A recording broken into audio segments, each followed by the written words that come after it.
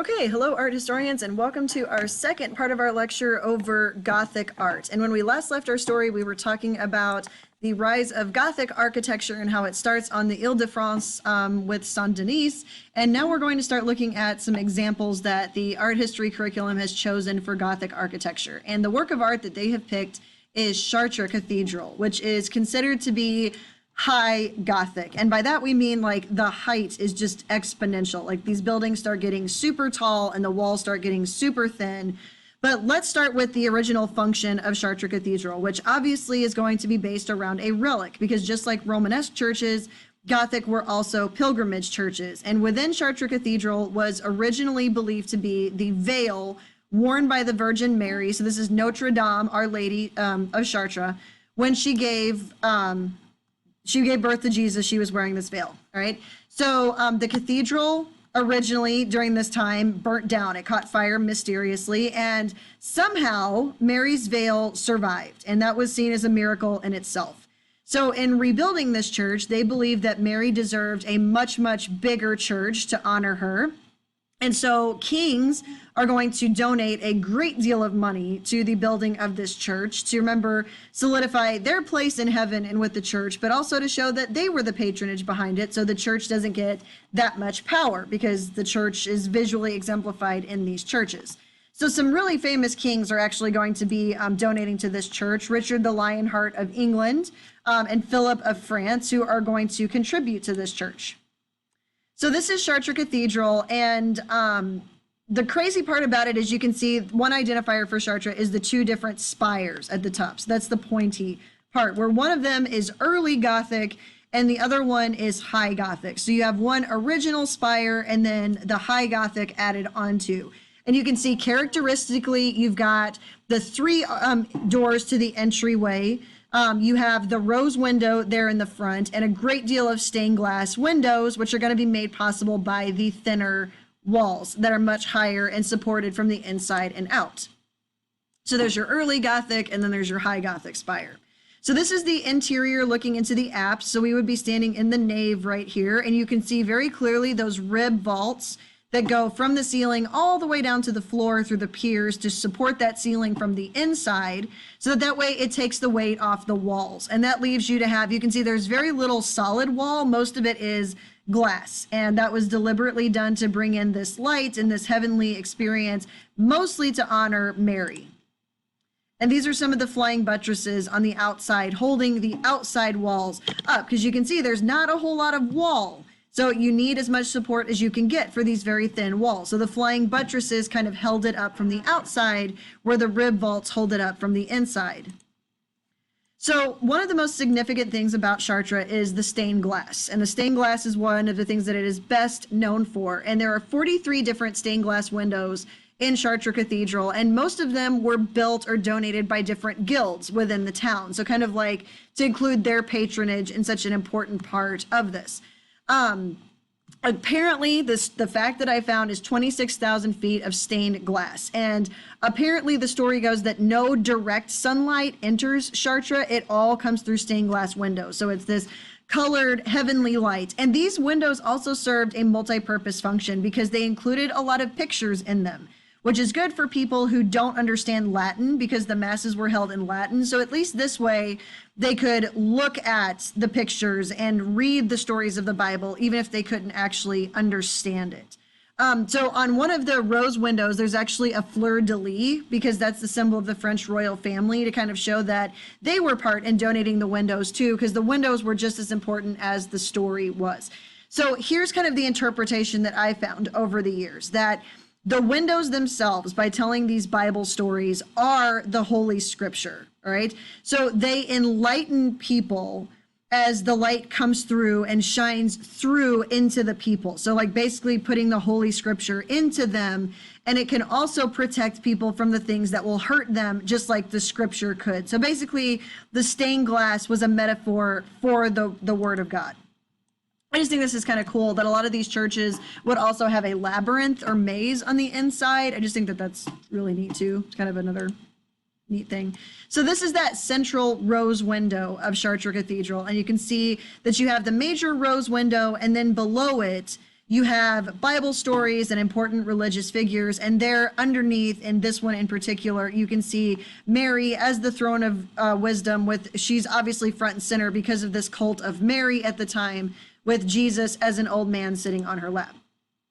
These things that you see running through here, so basically the part that's not window in the window, like the black, that's called bar tracery, and that is what supports the different pieces of the window. So these windows, very early on, were very, very geometric in squares and circles, as you guys can see here. And basically this idea is kind of like that Greek idea that perfect geometry is exemplification of God and perfection in him. So instead of having perfect naturalism of things how they naturally look, it was more this geometric idea of square, circle, perfection equals the perfection of God and his plan for people. And I know if you hear God's plan, you're going to start singing, so just go ahead. You probably thought it. All right. So right here, just to go back to this, the one on the right is actually called Notre Dame de la Belle Vieire, which means Our Lady of the Beautiful Windows, because it is, if you notice here on the right, the scene of Mary with Jesus as an old, a baby with an old man's face sitting on her lap. And Mary really is the big focus here because of her role in giving birth to Jesus and basically raising Jesus. And this is one of the few windows that really survived from the original fire. And it looks much different than later windows do, because that early stained glass window was very geometric, very square shaped, and the circles and just very patterny like that, instead of much more freeform. So this window is considered to be so beautiful. I'll go back again. This one right here is considered to be so beautiful, it's an object of worship itself. And it's part of what's called a lancet window. So like you can see it's set into the wall. All right, so kind of set in there like that. All right. It was not damaged in the fire, and it was considered to be very symbolic that it survived because this church was Our Lady of it. And you can see blue, Mary wears blue on the red background, which kind of represents Christ dying, like giving his blood, and Mary gave her blood for him to be born. Now, originally it was just Mary, but over time they added, if you guys look here, the angels were added onto the side. So if you notice, the red center right there, that was like kind of what was there. And then you've got the angels who've been added onto it over time.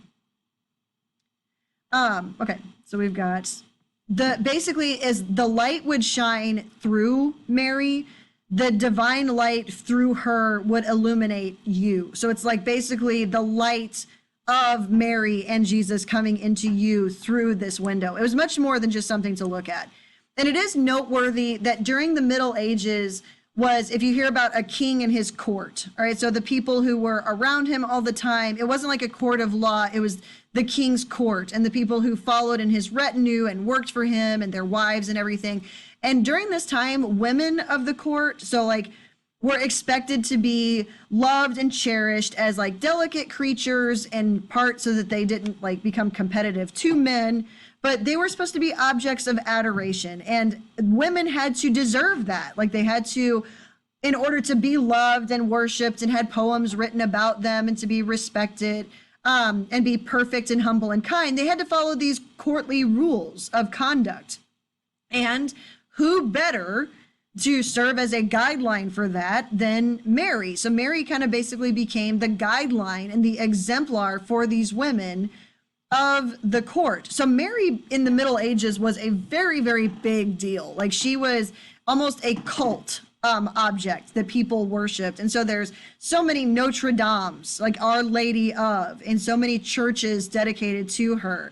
And what's crazy about it is it actually did improve the view of women during this time as being more than property. Like they actually could be viewed as women and, of value, just not really, rulers themselves. That's just crazy. So the fact that Mary here, instead of like what we would see in the Byzantine, where she kind of looks more like a Byzantine empress, here she looks more like a European lady or queen. Like she's wearing a crown and she's wearing, the clothing that they would wear.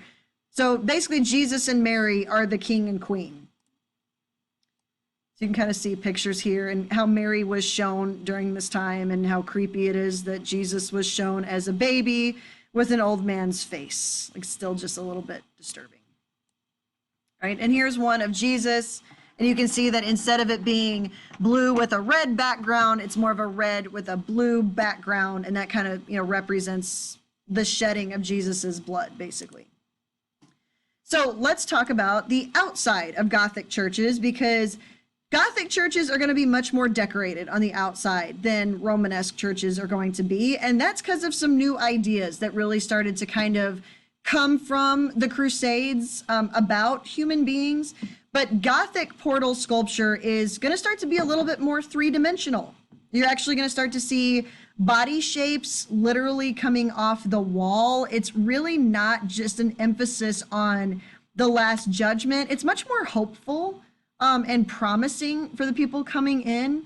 And you'll start to see that instead of sculpture just being on the tympanum up here at the top, they would also be on the door jambs. So like on the side of the doors and in the jamb in between them. And one of the things that they would do is they would have human looking people like saints and biblical figures, but they would be almost stretched to kind of emphasize and elongate the building. Like their purpose was really just to kind of vertically enhance the building. But again, Gothic churches are much more welcoming. Despite their name, which sounds dark and scary, they're not. They actually were much more welcoming at the doors.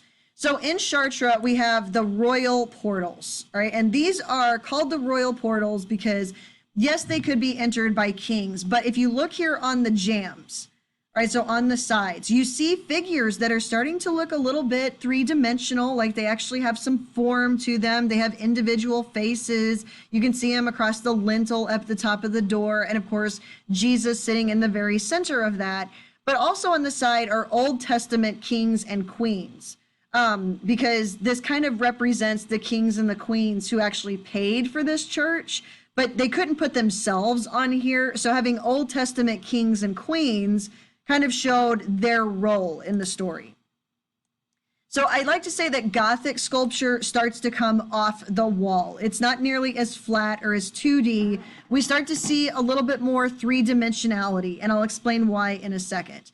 But these scenes in the portals are all united by images of life of Jesus that are across the top, all right? So basically, it starts on the right with Jesus's birth and life, and then on the left is his ascension into heaven. And then the center is the Last Judgment. So basically, it's hope for people, like his birth and life. He went through suffering. He ascended into heaven. And now he sits to judge you because you have been saved by him and his sacrifice. Instead of just showing the judgment, it shows the hopeful scenes that through him and his sacrifice, you can receive the opportunity to be judged as a good person.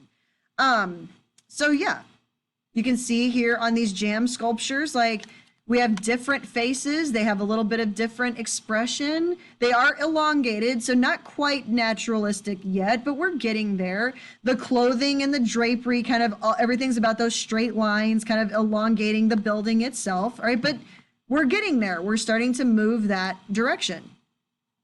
So these are the jam figures, all right, which would be placed on the door and on the door jams. But still, we don't want it to be idol worship, so we still want to make sure that they're not too naturalistic looking. And having all that fabric on there would have definitely helped to like hide the body. That was kind of the goal of this. Now, as we get to later Gothic and the writings of Aristotle and Greek philosophers start to make their way back into Europe, there was a quote by Aristotle, who the Islamic world loved and translated and read because Aristotle was all about making decisions based on scientific proof, which the Islamic world did. So with the rebirth of ideas like humanism from Greece and Rome coming back, they read that Aristotle had said that the body is beautiful because it holds the soul. So all of a sudden it was, oh, well, if the body is beautiful because it holds the soul, we should show the human body more naturalistically. So in later Gothic, we start to see that this movement of, yes, they're still attached to a wall, that's very clear, but there's scenes going on and naturalistic and emotion and actual almost 3D, not in the round yet, so you can't see these sculptures all the way around, but we're seeing people become more naturalistic, kind of like we would see in Hellenistic Greece or Rome. So this is on Chartres Cathedral on the royal portal, and you can see this looks very different from what we would have seen at St. Foy, with it where it would have been just judgment and people being damned. So here Jesus sits on the throne. He's on one side is his life, on the other side of his ascension. And here he is with all the saints and all the people of heaven. And you can see the four gospels around him, the ox, the eagle, the lion, and the angel. The gospels bringing the good news, all right? And then all the people around him in heaven that are there to, be part of the judgment. And it does show that there will be judgment, but it's kind of that idea that because it's not so scary, it's not so ominous. It's because Jesus did go through this for you that you're going to and come into the church and receive salvation, and you will be judged as righteous, all right? So over time, things are only going to progress more in Gothic churches. So Chartres is high Gothic. Now we're going to get even more elaborate. People got even more daring. The walls are going to get higher to the point of where there's hardly any wall whatsoever. It's mostly just stained glass. The choirs will get bigger. The naves will get longer. They will just become even more elaborate. It's like Amiens Cathedral, right? You can definitely see those pointed arches there. And you can see that 3-portal entrance with the different scenes of Jesus's life, much more elaborate, much higher on the outside. And you can see the interior starts to get even higher with that rib vaulting and those ribs that come all the way to the floor to kind of hold the ceiling up. This is Reims Cathedral. You can see even more elaborate on the outside, huge rose windows, right? And the huge flying buttresses. And this is at Reims, which is a later cathedral. And you can see like this is a scene from the Visitation where Mary visits her cousin Elizabeth and says that I'm going to have a baby, so are you. And they're much more interactive and realistic. And we really start to see that Greek and Roman wet drapery look starting to return.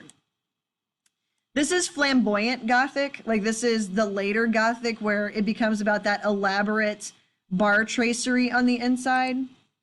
And this is Rayonnant, and this is actually Sainte-Chapelle, which is located in Paris. This is where the original believed to be Crown of Thorns relic was held before it was moved to Notre Dame. And this was actually built by Louis IX, and Louis IX is the actual Louis that St. Louis is named after. So Saint Louis, because he was such a holy and pious man, that he was sainted. But you can see here, Rayonnant is from the radiant light, and basically these are floor to ceiling windows. Like there's next to no wall there that is present. And you can see why at the top. They've got that huge rib, those ribs that go all the way down to the floor through those piers to hold that ceiling up from the inside so that the walls can basically be sustained by what little wall is left. Now, the Gothic cathedrals and the stained glass that were in them are going to be a huge influence on other art forms. And it starts to move beyond just being a medium you would only find in churches. So we actually can look at pieces like this, and you can see that that Gothic influence of stained glass windows started to make its way even into the design of books. So this is Saint Louis right here. He's the only king that was sainted, apparently, in Paris, is what I read, or in France. And he actually became king as a baby. His father died, and he was raised by his mother and other advisors. And his mother's name was Blanche, who basically ruled for him until he was of maturity. And mom just could not let her son grow up. I mean, this is the definition of hover parent. Like, she did everything for him. She spent her entire life raising him on how to be a good king, very religious, very pious, very moral. And he was a good king from all accounts. But whenever he was reaching maturity, she just could not let it go. I mean, it was such a big deal. And Louis IX builds Sainte-Chapelle. He has the relic of the crown of thorns. Like, he's a really influential person on the arts during this time. But one very popular thing during this time, especially when it came to kings who were starting to kind of decide what kind of rulers they wanted to be, was something called Moralized Bibles. And what Moralized Bibles were Bibles that were made up of selected stories. So not the entire Bible, but selected stories that could teach a message through the specific morals that were chosen from the Old and New Testament. So basically they were like instruction manuals using religion as a way to do it. So when these became popular, Gothic was the style at the time. So what we start to see happen is books like these Moralized Bibles, which this is a Bible, start to have that stained glass appearance in the illustrations, from having like the gold backgrounds and like the round or square illustrations in them. So like if you look here, this is a Moralized Bible with scenes from the Apocalypse. So basically like the last book of the Bible, the Revelations, right? So kind of like warnings for people. And you can see in them that they are done in circles. So kind of like the stained glass window circles that you would find in the churches telling about the end of the world. But if you look at it here on the left and on the right, which is the scenes from the Apocalypse, it looks like it's people from medieval Europe, which we know that Revelations was not written during medieval Europe or the 1400s. It was written long before that. But remember, what they would do is they would, and notice they keep using the same colors we would see in stained glass windows, like the red and the blue and the gold, all right, for the background. But you can see that what they do is take modern architecture and modern people in modern clothing that would be recognizable and relatable to the readers, so they could kind of put themselves in that story and see themselves in it, and then use those to tell the Bible stories. So as a way to be like, okay, let's make it look like Revelations took place in medieval Europe so that people can, you know, relate to it. And since they would see stained glass windows, it would also be something they could relate to. So the example for the 250 is the Moralized Bible of Blanche of Castile and King Louis IX, that Blanche of Castile actually had put together for Louis IX as a way to like instruct him on how to be a good ruler. So you can see that this appears to be like in those two squares of a stained glass window to show two different scenes. So here is Mom up here at the top, Blanche of Castile, dictating to the writers what the messages they're going to put. These are the people at the bottom writing and illustrating this Moralized Bible. You've got scenes from the kingdom, or it's like homes and castles around the outside. And then you've got Louis IX sitting there, right? And basically, you know, she actually had, by the way, helped pay for Notre Dame de la Vieire. So she knew how Mary was supposed to be portrayed. And Blanche actually has herself portrayed as Mary, and a little bit her son portrayed as Jesus, so that way she can basically say her son is the savior. All right. So the scene is actually symbolic of Mom with, you know, Mary and Jesus. And there's the fleur-de-lis in here all over the place, which is actually the French symbol of divine right. So basically they're also blessed to rule by God. All right. So you can see the propaganda here. So this is, in this book are messages from the Bible. And then not only that, it's interpretations for the reader. So like basically like this is the passage from the Bible and this is what it means for you. So like, and you can see here, this scene from the Moralized Bible looks like European monks and, you know, people that lived during that time and modern architecture, which is trying to put a past scene in a present setting, right? It's really, really bad that during this time, because of the failure to win the Crusades, there was an anti-anybody who wasn't Christian sentiment. And a lot of Christians during this time would turn on the Jewish people as well. They blamed them for the plague. They said that they killed Jesus, seeming to forget the fact that Jesus was Jewish and that it wasn't all Jewish people and definitely none of the people who were alive. And also because of the Reconquista of Spain, there was a lot of anti-Jewish sentiment, and they were commonly shown as the bad guys in these scenes. And that propaganda was very common in these Moralized Bibles. Oh, and also, I just thought this was interesting. I just found this, that the devil in these books and also on like Romanesque sculptures would be shown with a crown on his head because he was the king of hell. So it kind of gave people an understanding of, oh, he's the ruler of hell, just like our rulers rule over us.